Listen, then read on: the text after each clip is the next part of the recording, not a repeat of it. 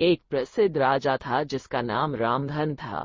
अपने नाम की ही तरह प्रजा सेवा ही उसका धर्म था।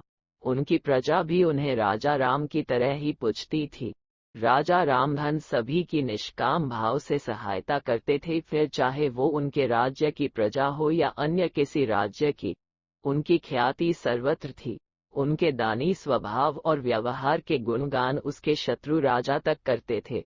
उन राजाओं में एक राजा था भीम सिंह, जिसे राजा रामधन की इस ख्याति से ईर्ष्या थी। उस ईर्ष्या के कारण उसने राजा रामधन को हराने की एक रणनीति बनाई और कुछ समय बाद रामधन के राज्य पर हमला कर दिया।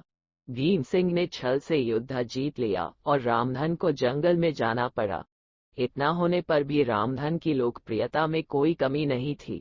हर जगह उन्हीं की बातें चलती थी, जिससे भीम सिंह को चैन न था। उसने राजा रामधन को मृत्युदंड देने का फैसला किया। उसने ऐलान किया कि जो राजा रामधन को पकड़कर उसके सामने लाएगा वो उसे 100 सोने की दीनार देगा। दूसरी तरफ राजा रामधन जंगलों में भटक रहे थे। तब उन्हें एक राहगीर मिला और उसने कहा, भाई, तुम इसी जगह के लगते हो, क्या मुझे राजा रामधन के राज्य की तरफ का रास्ता बता सकते हो? राजा रामधन ने पूछा, तुम्हें क्या काम है राजा से? तब राहगीर ने कहा, मेरे बेटे की तबीयत ठीक नहीं, उसके इलाज में सारा धन चला गया। सुना है राजा रामधन सभी की मदद करते हैं, सोचा उन्हीं के पास जाकर याचना करूं।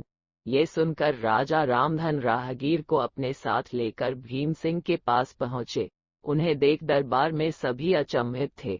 राजा रामधन ने कहा, हे राजन, आपने मुझे खोजने वाले को 100 दीनार देने का वादा किया था। मेरे इस मित्र ने मुझे आपके सामने पेश किया है, अतः इसे वो 100 दीनार दे दे। ये सुनकर राजा भीम सिंह को एहसास हुआ कि राजा रामधन सच में कितने महान और दानी है, और उसने अपनी गलती का स्वीकार किया। साथ राजा रामधन को उनका राज्य लौटा दिया और सदा उनके दिखाए रास्ते पर चलने का फैसला किया।